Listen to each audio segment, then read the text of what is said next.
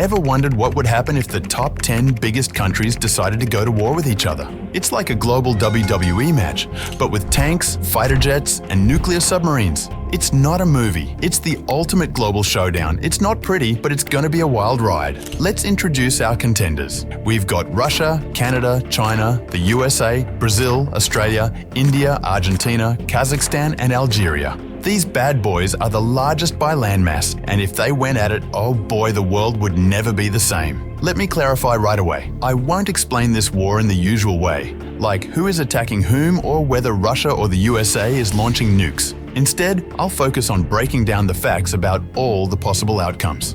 Now let's get something straight. Size matters. In geography, not in war. Just because you've got lots of land doesn't mean you're winning. Australia's massive desert isn't exactly a battlefield, and Canada's icy tundra? Not ideal for a tank invasion. The US, Russia, China, these guys are loaded with nuclear weapons. This isn't just tanks and soldiers, people. If they start pushing buttons, it lights out. But would they really risk mutually assured destruction? With countries like Russia, the US, China, and India having nuclear arsenals, the entire war could come to a screeching halt in a stalemate. Because let's face it, no one wins when nukes are involved. Russia and the USA, the OG Cold War rivals. If these two go head-to-head, it's not just a global power shift, it's a full-on apocalypse. Russia's got the largest land army and the US has the most advanced tech. Who's winning here? No one, but the fallout, pun intended, would be massive. Now China, never one to sit on the sidelines. They've got manpower, like a lot of manpower. But here's the catch. Supply lines. China's got numbers, but can they keep them fed and supplied? Because starving soldiers don't win wars. You'd think Canada, all polite and maple syrupy, would sit this one out, but think again. With their northern frontiers and strategic alliances, they might surprise everyone. Plus, with a strong US ally, they're no pushover. Australia, land of kangaroos, beaches, and military prowess? You heard me right.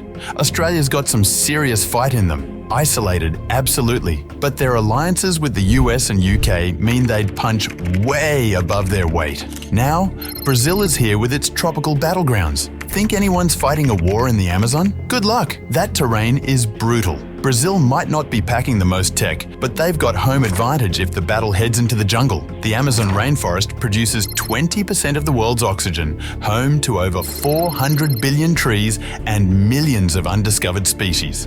Have you ever thought of guerrilla warfare in the Amazon rainforest? Oh boy, imagine trying to find your enemy when the forest is so thick you can barely see a few feet ahead. This terrain makes it almost impossible to fight a traditional war.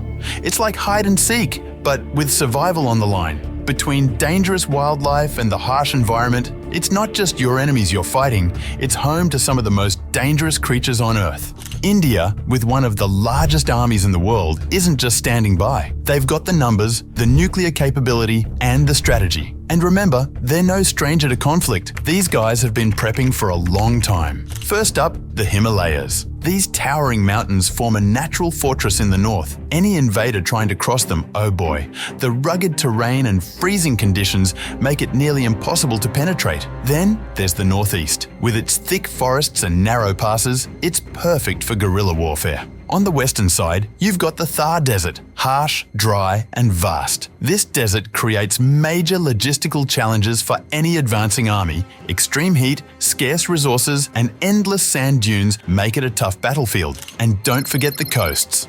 India's long coastline gives it a strategic advantage for naval defense and controlling key shipping routes. With strong naval forces, India can guard against threats from the sea and secure important trade links. Kazakhstan might not be the first country you think of in global warfare, but don't sleep on them. They've got oil, resources, and some strategic alliances up their sleeve. They could play the long game and come out strong when everyone else is exhausted. Argentina's another big landmass, but their real power lies in their access to the oceans. Navy power could make or break a war of this scale, and Argentina would make the most of their strategic maritime location.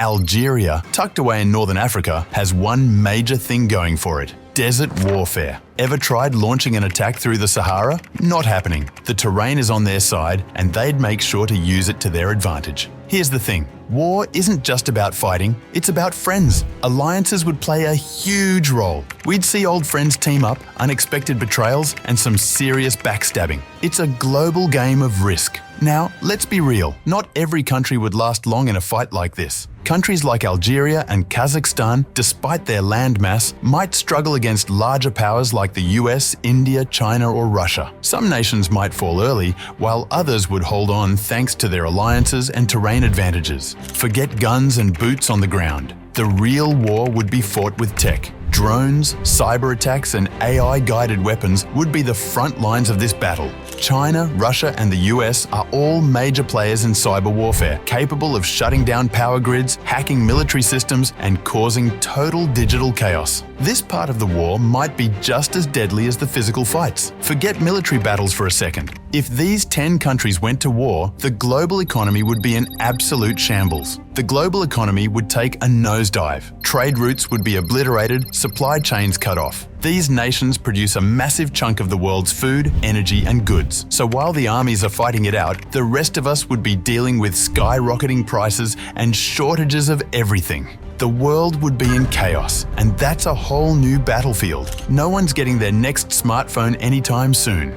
Wars like this aren't just bad for people, they're bad for the planet.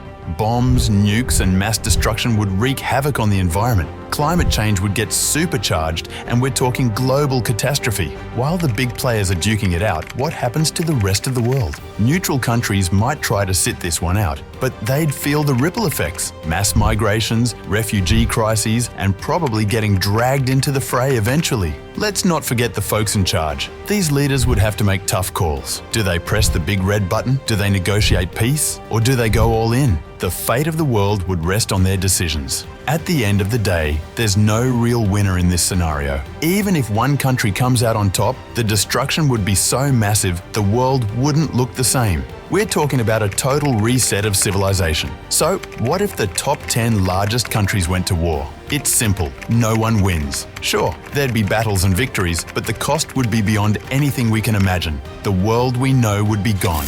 Let's hope this stays in the realm of what if forever. Well, there you have it, the ultimate global showdown. It's not pretty, but hey, that's why we love exploring these wild scenarios. If you enjoyed this chaotic what if and want to see more, hit that like button and smash subscribe. I'll see you next time with more mind-blowing content. Stay curious, stay safe, and let's keep world peace going strong.